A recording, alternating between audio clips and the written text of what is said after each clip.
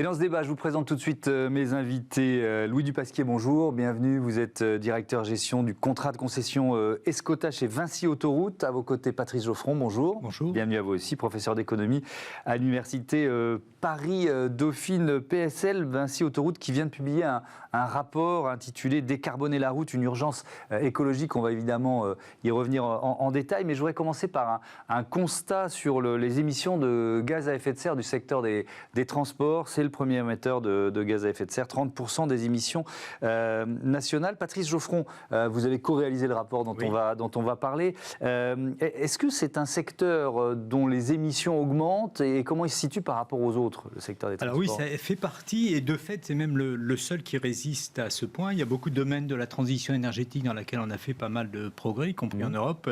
Voilà, mais il y a une très très forte résistance des transports. Et au cœur de tout ça, évidemment, des transports routiers. Vous avez cité l'ordre de grandeur, 30% pour la France. Si on essaie de concentrer, de regarder notamment sur les autoroutes qui vont nous occuper, ce n'est qu'une partie très très minime des kilométrages, à peu près 12 000 kilomètres. Néanmoins, c'est 7% des émissions françaises. Donc c'est très considérable. Alors l'enjeu, il est d'autant plus important au moment où nous parlons que les Européens, qui ont des tas de choses à l'esprit, mais rehaussent également leurs ambitions en matière de décarbonation, avec moins 55% des émissions en 2030. Et 2030, c'est à peu près demain. Donc il faut absolument qu'il y ait une rupture dans le domaine des transports, sinon tout l'édifice et toutes les ambitions sont mises à bas. Oui, donc il faut vraiment réinventer, peut-être inverser la logique. Louis Dupasquier, la décarbonation des autoroutes, c'est récent? C'est un objectif récent? Alors, c'est un objectif récent, effectivement. Après, c'est effectivement une urgence. Et c'est vraiment ça le message principal qu'on porte. C'est qu'il n'y a pas de décarbonation des transports sans décarbonation de la route.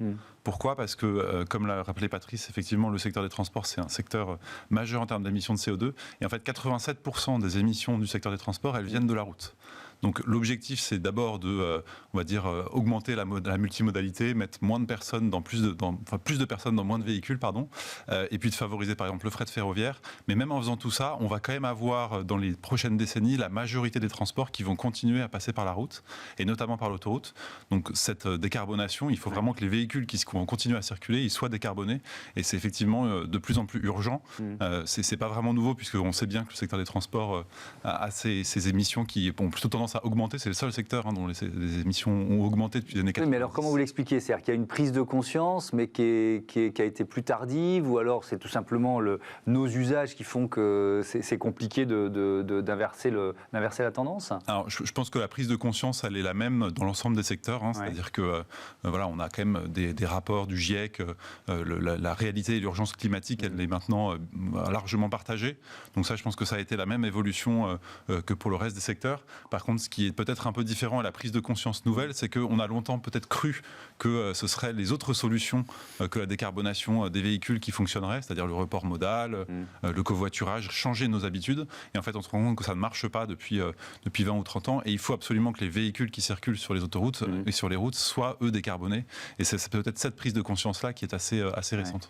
Patrice Geoffron, autoroute bas carbone, c'est une terminologie... oui, c'est un oxymore. Voilà, on a du mal à y croire, vous voyez ce que je veux dire. Pour être tout à fait clair avec vous, on a décidé finalement de s'amuser avec ce rapport et d'essayer d'inventer une infrastructure qui, dans l'état actuel des choses, évidemment, n'existe pas. Les autoroutes sont très emblématiques, en particulier au XXe siècle, d'une société très carbonée, pompidolienne presque. Vraiment, le maillage du territoire par des autoroutes était vraiment très emblématique. Oui, c'est vraiment la civilisation automobile. Exactement. Et donc, on a commencé à réfléchir. On a pris tout ça par évidemment, ce qui peut constituer l'urgence, notamment le fait d'accueillir des véhicules électriques. Et puis, on s'est dit qu'il fallait qu'on aille plus loin et qu'on identifie l'intégralité des leviers qui permettent d'aboutir. Alors, c'est pas demain matin, mais en tout cas progressivement, assez rapidement, mais progressivement, entre 2035 et 2050, à une infrastructure décarbonée dans laquelle on accueille toutes les mobilités, pas uniquement le véhicule électrique. Il y a notamment la question des poids lourds, dont on parlera sans doute, et puis qui également soit, j'allais dire, amical et amical climatiquement avec son environnement. Donc c'est la question de la biodiversité, et puis ça peut être également un très beau lieu de production d'électricité verte, notamment via le photovoltaïque. Donc vraiment, on ne s'est rien interdit en termes d'imagination et d'articulation de tous les investissements à faire pour aboutir à une infrastructure totalement décarbonée. Ouais, on va rentrer un peu dans le détail, mais peut-être une question un peu générale en termes d'investissement.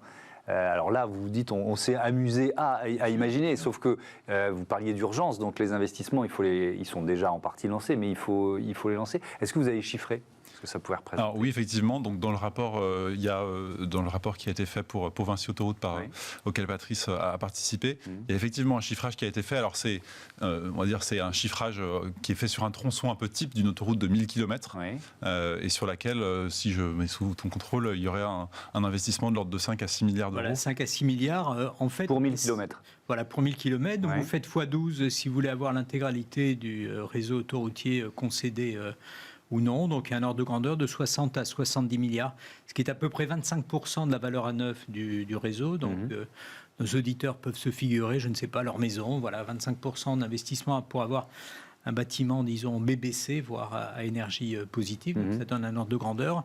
Et de fait, par rapport à tous les efforts qu'il va falloir faire pour être neutre en carbone en France en 2050, il va falloir investir entre 50 et 100 milliards par an sur 30 ans. Voilà, ça donne un ordre de grandeur qui ne me semble pas totalement hors des clous. Parlons des poids lourds, la décarbonation du fret, avec ce que vous appelez des couloirs de décarbonation. Quelle forme ça pourrait prendre, ça? Alors oui, en fait, ce qu'il faut comprendre, c'est que sur les poids lourds, c'est assez différent de la voiture légère, puisque pour les voitures, aujourd'hui, on a la solution de décarbonation, c'est le véhicule électrique, il n'y a plus de débat, je dirais, la messe est dite. C'est cette solution qui va s'imposer, qui s'est déjà imposée pour décarboner les véhicules légers.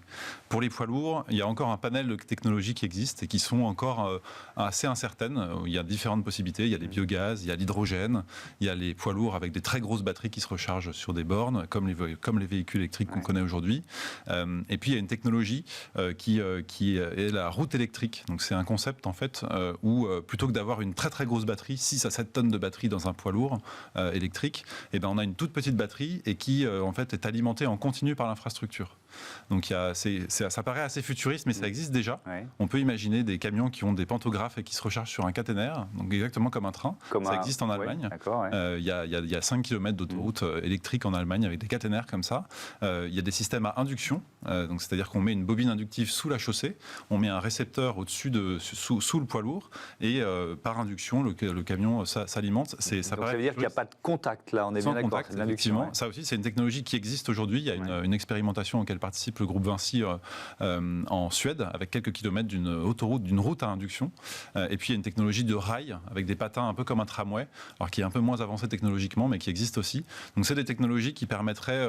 Alors l'inconvénient de ces technologies-là, c'est qu'il faudrait imaginer les déployer partout en même temps pour que tous les camions d'Europe, par exemple, puissent utiliser cette technologie-là partout en même temps. Et c'est un vrai challenge. Donc une des solutions qui avait été apportée dans ce rapport et qui est un projet un peu plus large parce qu'il est plutôt dans une logique écosystémique, c'est d'avoir, plutôt que d'équiper l'ensemble du réseau de ces technologies-là, on va équiper un tronçon, par exemple, entre Marseille et Lyon, qui est un tronçon où il y a beaucoup de trafic de poids lourds, et où en fait on aurait deux zones logistiques sur lesquelles on viendrait déposer une remorque, et un camion décarboné qui utiliserait l'infrastructure déconnectée prendrait cette remorque et la remonterait sur les 500 ou 600 km de couloirs décarbonés, donc avec très peu d'émissions, et un autre tracteur viendrait récupérer, ça permettrait en fait de décarboner un tronçon sans avoir à décarboner tout d'un coup l'ensemble de l'Europe. Mais c'est passionnant parce que en fait on est quand même dans la prospective, mais on peut aussi, on parle d'autoroute, prendre le mauvais aiguillage, quoi. Vous voyez ce que je veux dire, prendre la mauvaise sortie. C'est-à-dire que le choix technologique, le fait de passer par des phases de test, c'est essentiel d'après vous? Oui, Louis l'a dit, hein, la voie qui se dessine sur la mobilité légère et claire, véhicule léger à batterie. Pour le transport lourd, c'est de fait plus compliqué. Donc ça va supposer à la fois de l'expérimentation, et c'est à peu près le stade où on en est, également de la coordination au niveau européen, parce qu'évidemment, in fine, tout ça ne fera du sens que si on a, y compris une coordination d'ailleurs avec les constructeurs, c'est absolument essentiel, si on a une solution coordonnée qui se dessine. Dans ma compréhension, on n'en est pas encore là, mais de fait, il est intéressant, en particulier sur la base de la solution qui vient d'être évoquée par Louis, d'imaginer non pas seulement des technologies de décarbonation, mais également des nouvelles organisations. Le couloir de décarbonation entre Marseille et Lyon, qui est un lieu de concentration à la fois des émissions de gaz à effet de serre et des pollutions de l'air qui est particulièrement intense, là dans la vallée de la Chimie, pourrait être un endroit d'expérimentation tout à fait pertinent, il me semble. Pour terminer, on va parler de ce que vous évoquiez, l'autoroute comme centre de production d'énergie verte. Alors là aussi, c'est un rêve lointain, il y a déjà des expérimentations en cours? Alors non, c'est pas du tout un rêve lointain. Là, pour le coup, c'est quelque chose de très concret, de très simple. La logique, c'est de dire, il faut trouver l'enjeu pour le développement du photovoltaïque, c'est du foncier, c'est de trouver du foncier disponible. Et il y a des conflits d'usage, par exemple avec les terres agricoles. Bien sûr. Donc l'idée, c'est de chercher des fonciers qui seraient sans conflit d'usage, justement. Et l'autoroute est un excellent lieu pour ça. On a ce qu'on appelle des délaissés autoroutiers, c'est-à-dire des zones qui sont juste à côté des autoroutes, qui sont plutôt des friches industrielles, par exemple, et qui sont tout à fait propices pour accueillir du photovoltaïque. Donc il y a des parcs aujourd'hui qui existent ou qui sont en développement sur ces zones-là. Et puis il y a surtout en fait un grand nombre de parkings, de places de parking sur les aires de service et de repos, qui sont des zones artificialisées sur lesquelles on peut mettre des ombrières. Donc c'est une technologie qui existe aujourd'hui, ça n'a rien de très nouveau. C'est simplement qu'on pourrait imaginer développer à grande échelle des ombrières photovoltaïques sur l'ensemble des parkings. Et c'est très pertinent puisque ça participe au développement des énergies renouvelables. Ça rend un vrai service à l'usager parce que ça le protège de la pluie et du soleil. Et c'est assez vertueux. Donc c'est effectivement une idée très pertinente pour participer, que l'autoroute participe à la décarbonation de l'économie. Ouais. Dans le rapport, j'ai lu ce terme, la résilience de l'autoroute. Alors c'est un mot, la résilience, qu'on met un peu à toutes les sauces, mais ça veut dire quoi, la résilience de l'autoroute? Alors, la résilience, elle est liée au fait que quoi qu'on fasse, et même en étant extrêmement vertueux, on voit bien que le climat s'est d'ores et déjà un peu détraqué. On est simplement aujourd'hui à 1,1-1,2 degrés d'évolution de la température moyenne, et vraiment il se passe des choses très bizarres.